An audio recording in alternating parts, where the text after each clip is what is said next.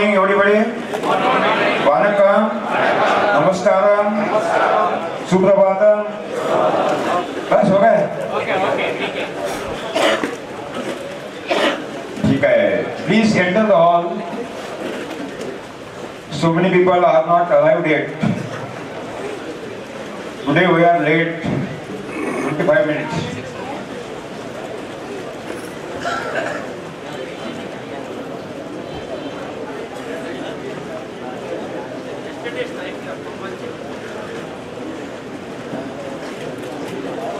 Today is semi-final.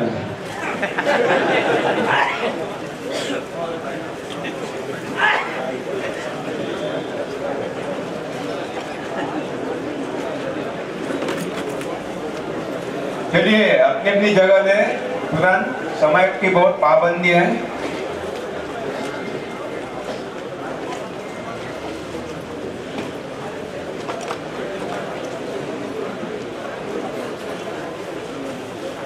सभी साथियों को नम्र निवेदन है कि सभागार में प्रवेश करें.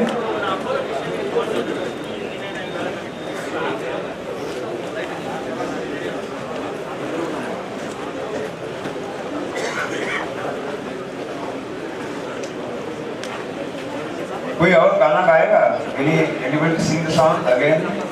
There was only all the world together. And on the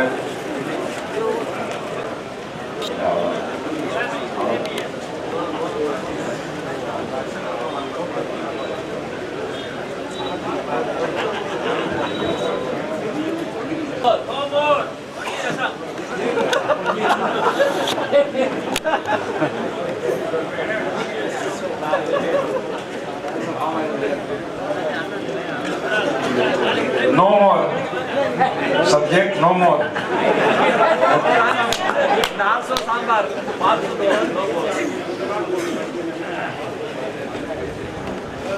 Today is a public whistle, but now we are seeing public is not leading, somebody is leading on the public, and this is the independent.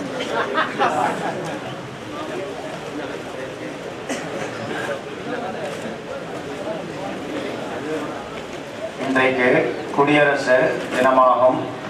அதாவது முதல் முறையாக குடியாட்சி அமலுக்கு வந்தது. மக்கள் ஆட்சி செய்ய வேண்டும் என்பது இன்றையிலிருந்து அதற்கு அர்த்தம். ஜனவரி 26, 1950ஆம் ஆண்டு. ஆனால் மக்களை தவிர மற்றவர் எல்லார்களும் ஆட்சி செய்து கொண்டுதான் இருக்கின்றார்கள்.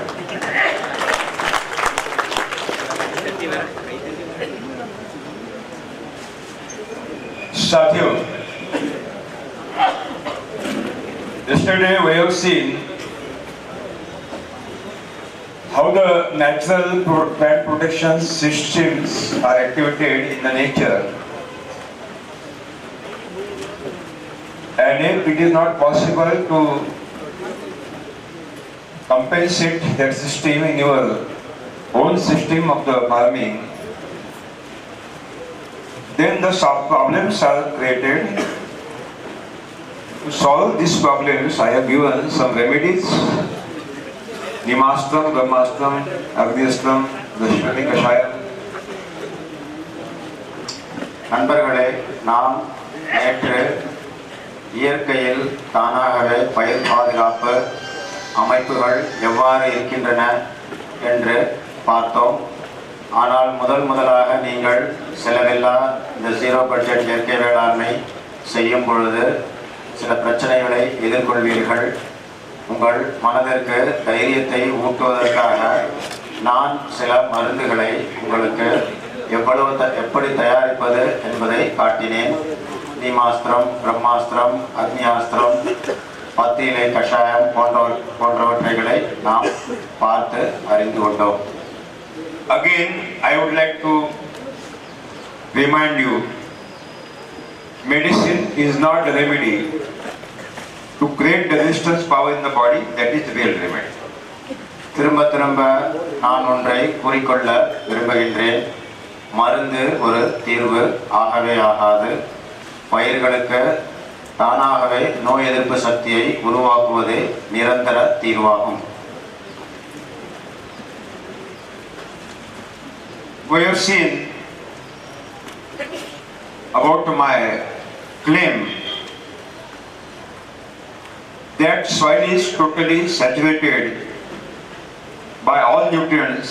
Soil is Annapurna, ocean of the nutrient. If I am claiming this, it is my commitment to prove it scientifically. நான் உங்களிடம் திரும்ப திரும்ப என்ன கூறி வந்துள்ளேன் என்றால், பயிர் வளர்ச்சிக்கு தேவையான அத்தனை ஊட்டச்சத்துகளும் மண்ணில் நிறைந்து காணப்படுகின்றன. மண் ஓர் அன்னபூரணியாகும் என்றே நான் திரும்ப திரும்ப சொல்கின்றேன். அவற்றை நான் செய்தும் காட்டுவேன். எவ்வாறு நான் எதற்காக நான் அவ்வாறு கூறுகின்றேன் என்பதையும் நான் இப்பொழுது உங்களுக்கு காட்டுவேன். During my university education, I was taught by agricultural universities that there is nothing in the soil. You have to add externally all the inputs, all the nutrients. But at the time I was having doubt. If there is no nutrient in the soil, why it is not necessary to give externally in the forest? That was the point I was thinking at that time. நான் கல்லூரியில் படிக்கும் காலத்திலேயே ஆசிரியர்கள் எனக்கு என்ன சொல்லிக் கொடுத்தார்கள் என்றால், மண்ணில் எந்த வகையான சக்திகளும் கிடையாது, பயிரை வளர்ப்பதற்கு வெளியிலிருந்து மட்டும்தான் இடுபொருட்களை இட வேண்டும் என்று அவர்கள் தொடர்ச்சியாக எனக்கு கற்றுத்தந்தார்கள். ஆனால் எனக்கு அப்பொழுது இருந்து சில ஐயம் என் மனதில் இருந்து கொண்டே இருந்தது. இவர்கள் இப்படி கூறினாலும் காடுகளில் உள்ள மரங்களுக்கு யார் இந்த இடுபொருட்களை கொடுக்கின்றார்கள், அவை ஏன் இவ்வாறு செழிப்பாக வளர்கிறது என்ற ஐயம் எனக்கு தொடர்ச்சியாக இருந்து கொண்டுதான் இருந்தது. I was questioning continuously to my principal, Dr. H.B. Bulemale. Later on, he became Vice Chancellor. Later on also, I was questioning him why there is no necessity to give nutrient in the forest. He was not having any answer. தொடர்ச்சியாக இந்த கேள்விகள் என் மனத்தில் எழுந்து கொண்டே இருந்தது. நான் படிக்கும் காலத்தில் என் கல்லூரியின் முனைவரிடம் நான் தொடர்ந்து சென்று கேட்டுக்கொண்டே இருந்தேன் இந்த ஐயத்தை. ஏன் காடுகளில் உள்ள மரங்களுக்கு மட்டும் நாம் இடுபொருட்களை இடுவதே இல்லை, அந்த மரங்கள் மட்டும் செழிப்பாக ஏன் வளர்கின்றது என்பதை நான் கேட்டுக்கொண்டே இருந்தேன். அவர் ஒருபோதும் தக்க பதிலை எனக்கு தரவே இல்லை. What agricultural universities are teaching to the students in agricultural colleges, totally unnatural things, totally false things. வேளாண் கல்லூரிகளில் அங்குள்ள மாணவர்களுக்கு எதை சொல்லித் தருகின்றார்களோ முழுவதுமாக முற்றிலுமாக பொய்யாகும், செயற்கையே ஆகும். Chemical farming technology is not developed by Indian agricultural universities. It is not Indian technology. It is a foreign technology developed by foreign agricultural scientist Norman Borlaug. ரசாயன வேளாண்மை நம் இந்திய தொழில்நுட்பம் அல்லவே அல்ல. இது வெளிநாட்டிலிருந்து வந்த தொழில்நுட்பம். இதை கண்டுபிடித்தவர் நார்மன் போர்லாக் என்ற ஒரு விஞ்ஞானி ஆவார். And our agricultural universities are only following Norman Borlaug. Only following Norman Borlaug. நம்முடைய வேளாண் கல்லூரிகள் அனைத்துமே இந்த நார்மன் போர்லாக் கற்றுக் கொடுத்த ரசாயன தொழில்நுட்பத்தையே கடைபிடித்து வருகின்றனர், உங்களுக்கு கற்றும் தருகின்றனர். And Norman Borlaug also dependent on the philosophy which is devised by Augustus Liebig. இந்த நார்மன் போர்லாக் என்ற இந்த விஞ்ஞானியும் யாரை கடைபிடித்தார் என்றால், அகஸ்டஸ் லைபிக் என்ற ஒரு மேற்கத்திய விஞ்ஞானியை அவர் கடைபிடித்தார். And Liebig philosophy also was totally unnatural. லைபிக் இவருடைய தத்துவமும் பொய்யாகும், unnatural, செயற்கையாகும், இயற்கைக்கு மாறான ஒரு தொழில்நுட்பமாகும். unnatural. செயற்கை கரெக்ட் தானே?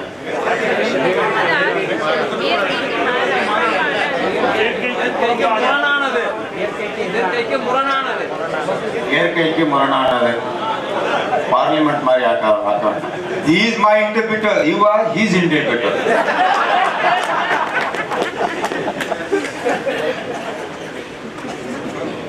साथियों,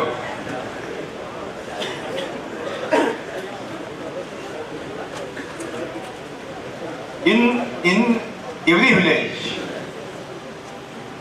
some farmers are digging new wells every year. And that question was in my mind. What is the structure and texture of the soil? Because I learned too much about soil science, but I was not satisfied.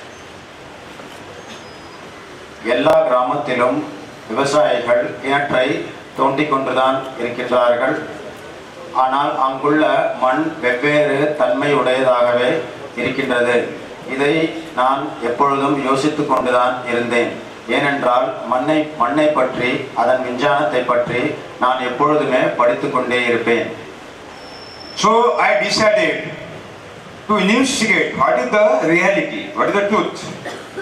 Whether Liebig is telling truth that the soil is not saturated by any nutrient, soil is a mixture of stones and straw and soil particles, there is nothing in the soil. Whether he is getting correct or I decided to investigate.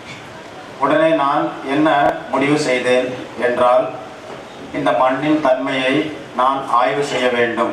லைபிக் அவர்கள் சொல்வது உண்மை என்றால் மண்ணில் எந்த வகையான நுண்ணூட்டங்களும் பேரூட்டங்களும் இல்லை என்று அவர் சொல்வது உண்மை என்றால் நான் அதை ஆய்வு செய்து கண்டுபிடிக்க வேண்டும் என்று தீர்மானித்தேன். So I have taken the soil samples while digging the well in my village up to 15 feet. Every 6 inch I have taken the soil samples and investigated in the laboratory. உடனே நான் என் கிராமத்திற்கு சென்றேன். அங்கு ஆழமாக தோண்டினேன் 15 அடி ஆழம் தோண்டி 6 அங்குலத்திற்கு ஒரு மண் மாதிரியை எடுத்து ஆராய்ந்து பார்த்தேன். கிராமத்திற்கு சென்றேன், மண்ணை தோண்டினேன் 15 அடி ஆழத்திற்கு. ஒவ்வொரு 6 அங்குலத்திற்கும் ஒரு மண் மாதிரியை எடுத்து ஆய்வு செய்தேன். At last I found, after searching investigations, that as per the depth of the soil, the nutrient quantity is continuously increasing. That means if here 1 kg, below that 2 kg, below that 5 kg, below that 10 kg, below that 15 kg, 40 kg, 50 kg, 100 kg, 500 kg, that means the quantity of the nutrients is increasing continuously as per the depth of the soil. நான் என்ன கண்டுபிடித்தேன் என்றால் 15 அடி ஆழம் தோண்டி 6 அங்குலத்திற்கு ஒரு மண் மாதிரியை எடுத்து அதை ஆய்வு சாலையில் கொடுத்து ஆராய்ந்து பார்க்கும் பொழுது என்ன கண்டுபிடித்தேன் என்றால், எவ்வளவு ஆழம் நான் சென்று கொண்டே இருக்கின்றனோ நுண்ணூட்டங்களும் பேரூட்டங்களும் ஊட்டசக்திகள் அதிகமாகவே காணப்பட்டன. எவ்வளவு ஆழம் செல்கின்றனோ அந்த அளவுக்கு ஊட்டசக்திகள் அதிகமாக இருந்தன. உதாரணத்திற்கு 1 அடி ஆழத்தில் சென்றால் 2வது அடி 5வது அடி 10வது அடி இவ்வாறு நான் சென்று கொண்டே இருந்தால் ஊட்டசக்திகளின் அளவு அதிகரித்து கொண்டுதான் சென்றதே தவிர குறையவே இல்லை. At last I came on the conclusion that deeper soil is the ocean of the nutrient, deeper soil is the Annapurna. உடனே நான் என்ன முடிவுக்கு வந்தேன் என்றால், ஆழமாக செல்ல செல்ல ஊட்டசக்திகள் கடல் போல காணப்பட்டது. மண் ஒரு ஊட்டசக்திகளை தரக்கூடிய ஒரு அன்னபூரணியே ஆகும் என்பதை நான் முடிவு செய்தேன். But in national seminar, I was also invited. At that time, I was editor of a big magazine in Marathi, Maharashtra, Baliraja.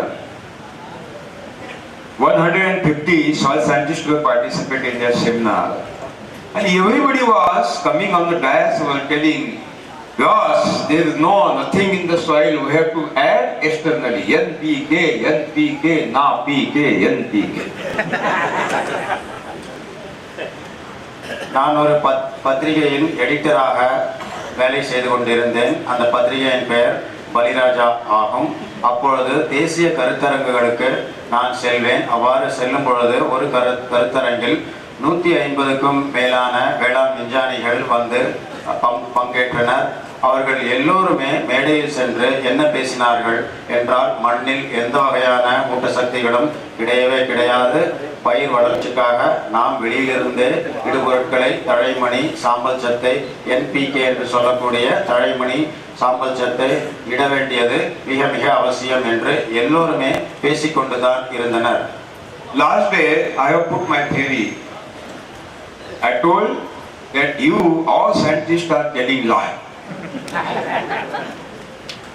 But the reality is that soil is totally saturated by all nutrients. Soil is Annapurna. Everybody was excited. கடைசி நாள் நான் மேடைக்கு சென்று நான் என்ன பேசினேன் என்றால், அத்தனை விஞ்ஞானிகளையும் பார்த்து நீங்கள் எல்லோருமே பொய் தான் சொல்கின்றீர்கள் என்று நேரடியாகவே நான் பேசினேன். ஏனென்றால் மண்ணில் ஊட்டச்சக்திகள் நிறைந்து இருக்கின்றன, மண் ஒரு அன்னபூரணியாகும் என்று நான் கூறினேன். இதை கேட்டு எல்லோரும் ஆச்சரியம் அடைந்தனர், பரபரப்பானார்கள். Dr. Unni Krishnan, retired scientist, he asked me, Mr. Palekar, what you are telling, we are telling lie? What is the scientific evidences for your theory? What are the scientific evidences you have about your theory? உடனே அங்குள்ள ஒரு விஞ்ஞானி mister Unnikrishnan என்பவர் எழுந்து என்னை கேள்வி கேட்டார். நாங்கள் எல்லோரும் பொய் சொல்கின்றோம் என்று நீங்கள் கூறுகின்றீர்கள். அவ்வாறு நீங்கள் கூறும் பொழுது அதை நீங்களே எவ்வாறு என்று சொல்ல வேண்டும். அதனுடைய அறிவியல் பூர்வமாக நீங்கள் எங்களுக்கு எடுத்து கூறினால் மட்டுமே நாங்கள் ஒத்துக்கொள்வோம் என்று அவர் கூறினார். I said, I have. मेरे पास है. जब शेर की गुहा में घुसने के लिए आया तो तैयारी करके आया. मेरे पास है और मैंने वहां रखी है. உடனே நான் என்ன சொன்னேன் என்றால், சிங்கத்தின் குகைக்குள்ளே நுழைந்து பார்க்க வேண்டும் என்றால் நான் எதற்கும் தயாராகத்தான் இங்கே வந்தேன் என்றே அவர்களுக்கு நான் கூறினேன். 1924. In 1924, Dr. Clark and Dr. Washington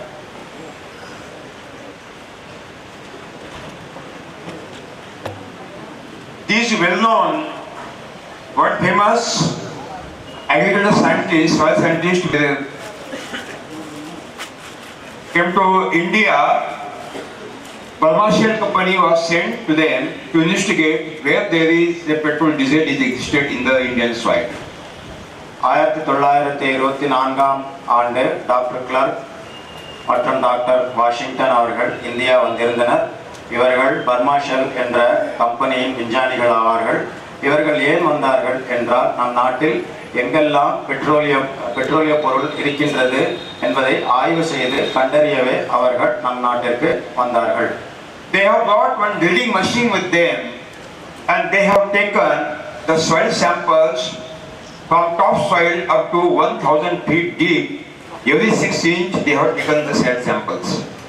இந்த விஞ்ஞானிகள் தங்களுடன் மண்ணை துளையிடும் கருவியை எடுத்துக்கொண்டு வந்தார்கள். இவர்கள் மண்ணில் 1000 அடி அளவிற்கு துளையிட்டனர். 6 அங்குலத்திற்கு ஒரு மண் மாதிரியை எடுத்தார்கள். And their findings also say that the soil is totally saturated by all nutrients. As per the depth of the soil, the quantity is continuously increasing. அவர்களும் என்ன கண்டுபிடித்தார்கள் என்றால், இந்த 6 அங்குல மண் மாதிரியை ஆய்வு செய்தனர். ஆய்வு செய்து நான் என்ன கூறுகின்றேனோ, எவ்வளவு ஆழம் நாம் மண்ணில் செல்கின்றோமோ அந்த அளவுக்கு நுண்ணூட்டங்கள் அதிகரித்து கொண்டே செல்கின்றது என்பதையே அவர்கள் கண்டுபிடித்து கூறினர். I have given their thesis in my English books and Tamil books also. That means it is a scientific truth. Their soil is totally Annapurna, saturated by all nutrients, portion of the nutrient. only the deeper soil is the ocean, not top soil is the ocean. இது ஒரு அறிவியல் பூர்வமான உண்மையாகும். நான் கூறுவது அறிவியல் பூர்வமான உண்மையாகும். எவ்வளவு ஆழமாக நீங்கள் செல்கின்றீர்களோ அந்த அளவுக்கு நுண்ணூட்டங்களும் பேரூட்டங்களும் நிறைந்தே காணப்படும். மண்ணில் மேல் பரப்பில் மட்டுமே இந்த நுண்ணூட்டங்களும் பேரூட்டங்களும் குறைவாக காணப்படுகின்றன. ஆழம் செல்ல செல்ல அதிகமாக இருக்கும். இதை நான் என் ஆங்கில மற்றும் தமிழ் புத்தகத்தில் நான் இதை கொடுத்துள்ளேன். In the forest soil also, in the dense forest also, top soil is not saturated by all nutrients. Deeper soil is totally saturated by all nutrients. அடர்ந்த காடுகளில் உள்ள மண்ணில் கூட இதே நிலைமைதான். ஆழம் செல்ல செல்ல மட்டுமே நுண்ணூட்டங்களும் பேரூட்டங்களும் உள்ளன. மண்ணின் மேல் பரப்பில் இந்த ஊட்டங்கள் குறைவாகவே காணப்படுகின்றன. But I have seen in the forest, after investigation the soil samples from the forest land also, that all the nutrients are getting available to the plant body. That means in the forest, deeper nutrients are automatically coming up and are getting available to the root zone. It is not happen automatically. Something is there which is activity. ஆனால் நான் அடர்ந்த காடில் என்ன பார்த்தேன் என்றால், அங்கேயும் மண்ணில் ஆழமாக செல்ல செல்லதான் நுண்ணூட்டங்களும் பேரூட்டங்களும் நிறைந்து காணப்படுகின்றன. மண்ணின் மேல் பரப்பில் இந்த ஊட்டசக்திகள் இல்லவே இல்லை. ஆனால் இந்த மரங்களுக்கு அத்தனை ஊட்டசக்திகளும் கிடைக்க பெறுகின்றன. இது ஏன், எதனால் என்று நான் யோசித்தேன். அப்பொழுதுதான் புரிந்தது, இந்த ஆழத்தில் உள்ள ஊட்டசக்திகளை ஏதோ ஒன்று இந்த மரங்களுக்கு எடுத்து கொடுக்கின்றன என்பதை நாம் கண்டறிய வேண்டும் என்பதை நான் முடிவு செய்து கொண்டேன். And then I studied well the system in the forest land, microbiology, soil science, soil chemistry, and at last I found that the four systems are activated to lift the deeper nutrient up to the root zone. உடனே நான் இந்த மண்ணை அலசி ஆராய்ந்தேன். மண்ணின் தன்மை, அங்குள்ள உயிரியல், வேதியியல் போன்ற அத்தனையையும் அலசி ஆராய்ந்தேன். எந்த அமைப்பு இந்த ஊட்டசக்திகளை எடுத்து கொண்டு வந்து மரத்திற்கு தருகின்றது என்பதை, இயற்கையாகவே எப்படி வருகின்றது என்பதை ஆராய்ந்த பொழுது எனக்கு என்ன புரிந்தது என்றால், இவ்வாறு ஊட்டசக்திகளை ஆழத்திலிருந்து மேலே கொண்டு வர 4 அமைப்புகள் மண்ணில் உள்ளன என்பதை நான் கண்டறிந்தேன். Number 1, the decomposition of the straw, that is, every matter will return back to its original place. That is the natural law and which is existed in entire universe. முதலாவது அமைப்பு என்னவென்றால், நாம் நேற்று பார்த்தது போல இலை, தழை, செத்தைகள் போன்றவை மண்ணில் விழுந்து சிதைவதன் மூலம் மரம், செடி, கொடிகளுக்கு தானாகவே நுண்ணூட்டங்களும் பேரூட்டங்களும் கிடைக்கப் பெறுகின்றன. இதுவே முதலாவது அமைப்பாகும். The roots take all the nutrients from the deeper zone and upper zone, and all the nutrients are deposited in the plant body. வேரானது மண்ணின் ஆழத்திற்கு செல்கின்றது. இந்த வேர் தான் இந்த ஊட்டசக்திகளை கிரகித்து பயிரின் வளர்ச்சிக்கு கொடுக்கின்றது. And when the plants are matured, complete their life cycles, they are fallen down on the surface of the soil. இந்த தாவரங்களும் செடிகளும் தன் வாழ்நாள் முடிந்தவுடன் உடனே அது மண்ணில் விழுந்து மடிந்து விடுகின்றது. அதனுடைய இலை, அதன் உடம்பு அனைத்தும் மண்ணில் விழுந்து மக்குகின்றது சிதைந்த பின்னர். That means, suppose if the root had taken 100 kg of the nutrient from the deeper soil, all 100 kg are deposited in plant body. And when the plant body is fallen down, all the nutrients are accumulated in this fallen plant body. உதாரணத்திற்கு, இந்த தாவரமானது 100 kilo அளவிலான ஊட்டங்களை மண்ணிலிருந்து கிரகித்து வேர் மூலம் தன் தாவர வளர்ச்சிக்கு உபயோகித்தால், இந்த தாவரம் தனது வாழ்நாள் முடிந்த பின்பு அது மண்ணிலே சாய்கின்றது. மண்ணில் சாய்ந்து சிதைந்த பின்பு இதே 100 கிலோ அளவிலான ஊட்டங்கள் அனைத்துமே இந்த மண்ணிலேயே சென்றடைகின்றது. And in the rainy season, when this straw material get the moisture, the microorganisms start to decompose, and after complete decomposition of this straw bodies, all 100 kg nutrients taken from the deeper soil are accumulated in the humus part in the uppermost soil structure. எவ்வாறு மண்ணிலிருந்து எடுத்த இந்த நுண்ணூட்டங்கள் திரும்ப கிடைக்கப் பெறுகின்றன என்றால், இந்த இலை தழைகள் மண்ணில் விழும்பொழுது, தாவரத்தின் உடம்பு மண்ணில் விழும்போது மழைக்காலத்தில் ஈரப்பதம் கிடைக்கின்றது. அப்பொழுது நுண்ணுயிர்கள் இந்த இலை தழை இந்த தாவரத்தின் உடம்பினை சிதைத்து அதில் உள்ள ஊட்டங்களை திரும்பவும் இந்த மண்ணிற்கு கொடுக்கின்றது. That means the all nutrients taken from the ocean deeper zone are lifted and added near the root zone. That means all the nutrients are available automatically to the roots. அப்படி என்றால் மண்ணின் ஆழத்திலிருந்து கிரகித்த அத்தனை ஊட்டங்களும், வேர் மூலமாக கிரகிக்கப்பட்ட அத்தனை ஊட்டங்களும் திரும்பவும் மண்ணில் மேலே வருகின்றது. இது மண்ணின் மேலே மக்கிற்குள்ளே சேர்த்து வைக்கப்படுகின்றது. ஆழத்தில் உள்ள நுண்ணூட்டங்கள் மண்ணின் மேல் பரப்பில் சென்றடைகின்றன. And when it is totally decomposed, humus is created, and that humus is the push top of the root zone, and every nutrient is available to the root very naturally. இவ்வாறு மண்ணின் ஆழத்தில் உள்ள ஊட்டசக்திகள் அனைத்துமே இந்த தாவரங்கள் சிதையும் பொழுது, நுண்ணுயிர்களால் சிதையும் பொழுது இந்த ஊட்டங்கள் அனைத்துமே மக்கின் மூலம் திரும்பவும் மண்ணின் மேல் பரப்பில் கிடைக்கப்பெறுகின்றன. That means it is the reality. Everybody has to accept. Even the agricultural university also has to accept the truth that don't suggest a farmer to burn the biomass. When you burn the biomass, humus is not created and soil become barren. All the biomass should be utilized as a mulching on the surface of the soil so that humus can be created and soil become prosperous. அப்படி என்றால் நீங்கள் எல்லோரும் ஒத்துக்கொள்ள வேண்டும், வேளாண் கல்லூரிகளும் ஒத்துக்கொள்ள வேண்டும். என்னவென்றால், அறுவடைக்கு பின்பு எஞ்சிய இலை தழை செத்தை குப்பைகளை நீங்கள் எரிக்கவே கூடாது. அதை மூடாக்காக மட்டுமே உபயோகப்படுத்த வேண்டும். அப்பொழுதுதான் அதில் உள்ள ஊட்டங்கள் அனைத்துமே மக்காக மாறி அது ஒரு உணவு கிடங்கு போல தாவரங்களுக்கு செயல்படும் என்பதை நீங்கள் எல்லோருமே ஒத்துக்கொண்டு தான் ஆக வேண்டும். Who will burn the biomass? Please up the hand. யாரெல்லாம் இருக்கிறீங்க அறுவடைக்கு அப்புறம் கரும்பு அறுவடை செஞ்சவன தொகைகளை? Who will burn the biomass? யார் இருக்கிறீங்க அவங்க நிலத்துல கொடுத்துறீங்க? Who is willing to burn the biomass? Some agents are existed here also. The company's agents.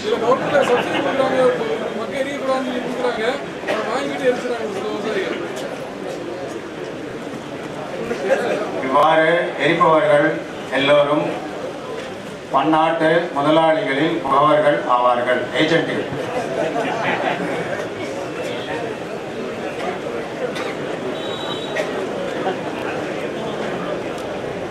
You are asking them that not they are lifting that. What you are telling them? They are agents. Satyo, second natural system is capillary force. நுண்ணூட்டங்களை மண்ணின் அடியிலிருந்து மேலே கொண்டு வருவதற்கான இரண்டாவது அமைப்பு தந்துகை கவர்ச்சியாகும். I have seen the second force, that is the capillary force. இரண்டாவது இயற்கை அமைப்பு மண்ணின் ஆழத்திலிருந்து நுண்ணூட்டங்களை மண்ணின் மேல்பரப்பிற்கு கொண்டு வருவதற்கு இருக்கும் இரண்டாவது அமைப்பு தந்துகை கவர்ச்சியாகும், அல்லது ஆங்கிலத்தில் கேபிலரி ஃபோர்ஸ் என்று கூறுவார்கள். There are three universal forces. There are three universal forces which activate and manage entire universe. உலகத்தில் மூன்று சக்திகள் இந்த உலகத்தை கையாள்கின்றன. மூன்று சக்திகள் இந்த உலகத்தை கையாள்கின்றன. Number one, gravitational force. Number two, capillary force. And number three, controlling force. முதலாவது புவியீர்ப்பு சக்தி, இரண்டாவது Capillary force. தந்துகை கவர்ச்சி, மூன்றாவது கண்ட்ரோலிங் சக்தியாகும். Tanduri kavach. Tamil. controlling कवच है क्या है? Controlling force. Who will control him? இயக்கு விசை, கட்டுப்பாட்டு விசை. கட்டுப்பாட்டு சக்தி இல்ல, ஃபோர்ஸ் சக்தி தான். Are you professor of Tamil literature? சரி, கட்டுப்பாட்டு சக்தி விசை. नियामक शक्ति, नियामक, नियंत्रक शक्ति. Okay. गुरुत्वाकर्षण शक्ति, केशाकर्षण शक्ति, नियामक शक्ति. புவியீர்ப்பு சக்தி, தந்துகி கவர்ச்சி, கட்டுப்பாட்டு விசை. 3 சக்திகள் இந்த உலகத்தை கையாள்கின்றன, அடக்கி ஆள்கின்றன. In natural system, in the natural soil, there are big gaps between two soil particle aggregates. மண்ணின் அடியிலே இயற்கையாகவே மண் துகள்களுக்கு இடையே இடைவெளிகள் உள்ளன. மண்ணின் அடியில் மண் துகள்களுக்கு இடையே இடைவெளிகள் இருக்கின்றன. And the rainwater actually are not coming themselves. The rainwater is pulled down by gravitational force. மழை நீர் மேலிருந்து கீழே இறங்கும் பொழுது புவியீர்ப்பு சக்தியின் மூலமே இவை மண்ணின் அடியில் இறங்குகின்றது. மழை நீரை புவியீர்ப்பு சக்தியே மண்ணிற்கு அடியில் எடுத்து செல்கின்றது. And when the rainwater will touch the soil, entire rainwater will percolate through the gaps between two soil particle aggregates, and ultimately it will deposit in the internal water reservoir. மழை பொழியும் பொழுது இந்த மழையானது மண்ணின் மேல் பரப்பில் இறங்குகின்றது. இறங்கிய பின்பு புவியீர்ப்பு சக்தியின் மூலம் இது மண்ணின் அடியில் மண் துகள்களின் இடையே உள்ள இடைவெளிகளின் மூலம் கீழே இறங்கி நீர் ஆதாரங்களை சென்றடைகின்றது. மண்ணின் அடியில் உள்ள நீர் ஆதாரங்களை சென்றடைகின்றது. In the natural soil, if there are gaps, entire rainwater is deposited in the internal water reservoir. இயற்கையில் எவ்வாறு அமைந்திருக்கும் என்றால் மண்ணின் அடியில் உள்ள மண் துகள்களுக்கு இடையே இடைவெளி நிச்சயமாக இருக்கும். இந்த இடைவெளியின் மூலமே மழை நீரானது இறங்கி கீழே உள்ள நீர் ஆதாரங்களை சென்றடைகின்றது. During rainy season, the moisture is get available to the roots easily because continuous raining. மழைக்காலத்தில் இந்த நீராதாரங்களிலிருந்து நீரானது மண்ணின் மேல் பரப்புள்ள தாவரங்களின் வேர்களை சென்றடைகின்றது. But when the monsoon will return back and there is not rainwater, the roots are here and water is deposited below the roots, 25-30 feet below in the internal water reservoir. Now the God has established with a beautiful system that they have ordered to Kesha Kasana, that means capital force, to take this water and come up towards the root zone. That means capital force, after monsoon return back, monsoon will stop, then this water is uplifted by the capital force and getting available to the roots in entire year without any rainfall. ஆனால் பருவமழை நின்ற பிறகு நீராதாரங்களை சென்றடைந்த இந்த மழை நீரானது 25 அல்லது 30 அடி ஆழத்தில் உள்ளது. ஆனால் பருவமழை நின்ற பிறகு இந்த நீரானது மண்ணின் மேற்பரப்பில் உள்ள வேர்களை எவ்வாறு சென்றடைகின்றது? இறைவன் இதற்கும் ஒரு அமைப்பினை அமைத்துள்ளான். அதுதான் தந்துகி கவர்ச்சியாகும். பருவமழை காலங்கள் முடிந்த பின்பு வருடம் முழுவதும் எவ்வாறு நீர் கிடைக்கின்றது என்றால் இந்த தந்துகி கவர்ச்சியானது மிக அடியில் உள்ள நீரினை மண்ணின் மேல் பரப்பிற்கு வேர்களுக்கு எடுத்துக்கொண்டு தருகின்றன. And when this deeper water will come up by capillary force, our theory is that deeper soil is Annapurna. That means this is the ocean of the nutrient, and all these nutrients are dissolved in the incoming water, and when water will come up to the surface of the soil, entire taken nutrients are deposited near the root zone and water vapor also is available. That means Kesha Karshana, capillary pores are giving available not only water but also the nutrient deposit to the roots also. இவ்வாறு மண்ணின் அடியிலிருந்து மேலே எழும்பி வரும் நீரானது தந்துவி கவர்ச்சியின் மூலம் வரும்பொழுது நுண்ணூட்டங்கள் பேரூட்டங்கள் அனைத்தையுமே தன்னுள் அடக்கி எடுத்துக்கொண்டு மேலே வருகின்றது. ஏனென்றால் நாம் முன்பே பார்த்தோம், மண்ணின் ஆழம் செல்ல செல்ல ஊட்டசக்திகள் நிறைந்து காணப்படுகின்றன. இவ்வாறு இருக்கும் பொழுது மண்ணில் வேலே வரக்கூடிய நீரானது இந்த ஊட்டசக்திகள் அனைத்தையும் எடுத்துக்கொண்டு வந்து வேர்களுக்கு அருகிலே கிடத்து விடுகின்றன. இதை உறிஞ்சியே இந்த தாவரங்கள் வளர்கின்றன. So in the dense forest you will see the green plants are existed and countable fruits without any irrigation because the water is available by means of the capillary pores and from atmosphere.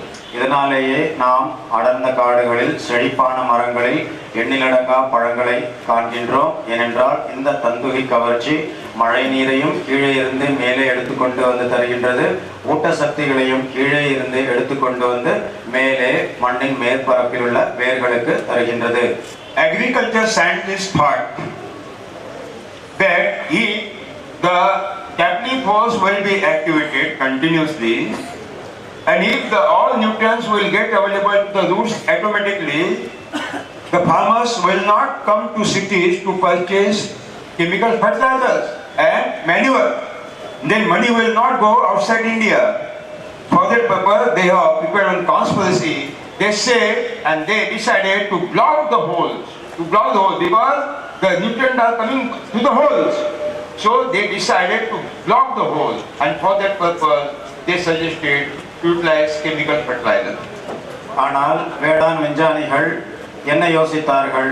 அவர்கள் என்ன யோசித்தார்கள் என்றால், இவ்வாறு தந்துகி கவர்ச்சியானது மழை நீருடன் ஊட்டசக்திகள் அனைத்தையும் மண்ணில் மேற்பரப்பில் தானாகவே எடுத்துக்கொண்டு வந்து தாவர வளர்ச்சிக்கு தந்துவிட்டால் விவசாயிகள் எவ்வாறு நகரத்திற்கு சென்று ரசாயன உரத்தை வாங்குவார்கள்? அவர்கள் வாங்க மாட்டார்கள். இதன் மூலம் பணம் வெளிநாடுகளுக்கும் போகவே போகாது. எனவே அவர்கள் ஒரு திட்டமிட்ட ஒரு சூழ்ச்சி செய்தனர். என்னவென்றால் ரசாயன உரத்தை அவர்கள் விவசாயிகளுக்கு கொடுத்தார்கள். இதன் மூலம் என்ன நடந்தது என்றால் இந்த இடைவெளிகளை அடைத்து விட்டனர். மண்ணின் இடையே உள்ள துகள்களுக்கு இடையே உள்ள இடைவெளிகளை அவர்கள் இந்த ரசாயன உரத்தை கொண்டு அடைத்தே விட்டார்கள். When you apply urea has 46% nitrogen. What is 54? These are the ksara, these are the salts deposited in between two soil particles.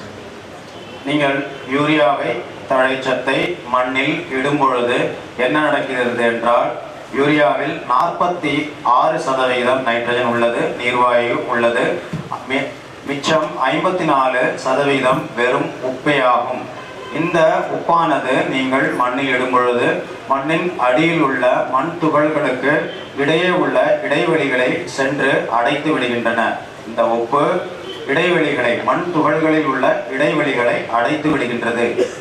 When urea get moisture in the soil, the urease enzymes split the molecules of the urea and carbon dioxide, ammonia are created. எப்பொழுது யூரியாவை மண்ணில் இடுகின்றீர்களோ அப்பொழுது அது ஈரப்பதத்துடன் சேர்ந்து யூரியேஸ் என்ற திரவத்தை உருவாக்குகின்றது. இதன் மூலம் அமோனியா மற்றும் கரியமில வாயு உண்டாக்கப்படுகின்றது. Again this ammonia and carbon dioxide are combined with the water. Again carbonates like ksharas are created and these all salts are deposited in between two soil particles. திரும்பவும் இந்த கரியமில வாயு நீருடன் சேர்ந்து உப்பையே உருவாக்குகின்றது. கார்பனேட்ஸ் என்ற உப்பை உருவாக்குகின்றது. இந்த உப்பும் மண் துகள்களுக்கு இடையே உள்ள இடைவெளியை சென்று அடைத்து விடுகின்றது. When you utilize single superphosphate, 16% phosphate, 84 salts, ksharas are deposited in between two soil particles. இதே போல மணிச்சத்து சூப்பர் பாஸ்பேட்டிலும் 16% மட்டுமே 16% மட்டுமே பாஸ்பேட் உள்ளது. எஞ்சிய 84% உப்பாகும். இதுவும் மண் துகள்களுக்கு இடையே உள்ள இடைவெளியை அடைத்து விடுகின்றது. Potassium sulfate, 48% potash, 52 chalas are deposited into soil particles. சாம்பல் சத்தும் 48% பொட்டாஷ், 52% உப்பாகும். இந்த உப்பும் இந்த இடைவெளியை சென்று அடைத்து விடுகின்றது. That means when you apply a chemical fertilizer, the chalas are deposited in between two soil particles.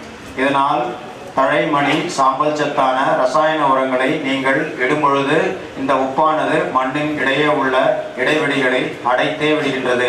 And these chalas are behaving as a cement concrete. இந்த When the cement concrete bind the two bricks very well, compactly, so soil particles also are bound compactly, and soil becomes cement concrete. எவ்வாறு cement ஆனது இரண்டு செங்கல்களை திடமாக கடுமையாக இணைக்கின்றதோ கான்கிரீட்டை போல, அதே போல இந்த உப்பானது மண்ணையும் திடமாக இணைத்து ஒரு சிமெண்ட் கான்கிரீட்டை போன்று செயல்படுகின்றது. 1200 millimeter rainfall, but there is no drinking water in October. In October there is no drinking water. October மாதம் மழைக்காலத்தில் 1200 mm அளவிலான மழை பொழிகின்றது. ஆனால் குடிநீர் தட்டுப்பாடு ஏற்படுகின்றது. Because of the cement concrete soil, the rainwater is not deposited in the soil. They are flowing and going to ocean. ஏனென்றால் இந்த மழை நீரானது மண்ணின் மேற்பரப்பில் விழுகின்றது. அது சிமெண்ட் கான்கிரீட் போல இருப்பதால் அவை நேரடியாக கடலை சென்று அடைந்தே விடுகின்றது.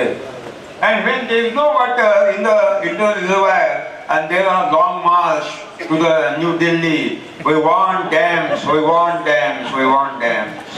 இவ்வாறு மழை நீரானது நீர் ஆதாரங்களை சென்றடையாமல் வறட்சி நிலவுவதால் நாம் என்ன செய்கின்றோம்? உடனடியாக தில்லியை நோக்கி நடைப்பயணம் செய்கின்றோம். எங்களுக்கு அணையை கட்டித்தாருங்கள், அணையை கட்டித்தாருங்கள் என்று கோரிக்கையை எழுப்புகின்றோம். And to build up the dam, the World Bank will come, International Monetary Fund will come, Asian Vikas Bank will come, every money lender will come India and they will invest. உடனடியாக இந்த அணைகளை கட்டுவதற்காக உலக வங்கிகள் அனைத்துமே இந்தியாவை நோக்கி வந்து கொண்டே இருக்கும்.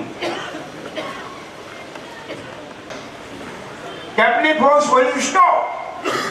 Capillary activities will be stopped because every channels are totally blocked. So no internal water will come up and no nutrient will come up. முதலாவதாக மழை நீரும் கீழே இறங்கப் போவதே இல்லை புவியீர்ப்பு சக்தியினால். இரண்டாவதாக தந்துகி கவர்ச்சியினால் ஊட்டச்சக்திகள் மண்ணின் மேல்பரப்பில் கிடைக்கப் பெறுகின்றன. அவையும் தடைப்பட்டு விடுகின்றன. ஏனென்றால் மண் சிமெண்ட் கான்கிரீட் போல் உருவாகிவிட்டது. And then there will be deficit, and again the farmers will commit to purchase chemical fertilizer from the market and money will go outside India. உடனடியாக ஊட்டச்சக்திகளின் பற்றாக்குறை ஏற்படுகின்றது. எனவே விவசாயிகள் நேராக நகரத்திற்கு செல்கின்றார்கள், ரசாயன உரத்தை வாங்குகின்றார்கள். இதன் மூலம் நம் பணமானது வெளிநாடுகளை சென்றடைகின்றன. Green revolution is not a revolution, it is a pre-planned conspiracy. பசுமை புரட்சி ஒரு புரட்சியே அல்ல, இது திட்டமிட்டு நடத்தப்பட்ட ஒரு சூழ்ச்சி மற்றும் மோசடியே ஆகும். But in zero budget natural farming, there is no application of the chemical fertilizer, no blocking and no stopping. Every inch water will come outside, will go enter in the deeper soil, and a capillary force will take it and supply to the roots very easily, very easy. ஆனால் நம்முடைய செலவில்லா zero budget இயற்கை வேளாண்மையில் மழை நீரானது ஆழத்தில் உள்ள நீர்நிலையங்களை சென்றடைகின்றன. பிறகு தந்துகி கவர்ச்சி மூலம் ஊட்டச்சக்திகள் அனைத்துமே தாவர வளர்ச்சிக்கு மேலே சென்றடைகின்றது. எனவே நமக்கு ரசாயன உரத்திற்கு அவசியமே இல்லை. Then there will be question in your mind how these vacuoles are created in between two soil particle aggregates. உடனே என் மனதில் ஒரு கேள்வி எழுந்தது. என்னவென்றால் இந்த மண் துகள்களுக்கு இடையே இந்த இடைவெளி எவ்வாறு உருவானது என்ற கேள்வி என் மனதில் எழுந்தது.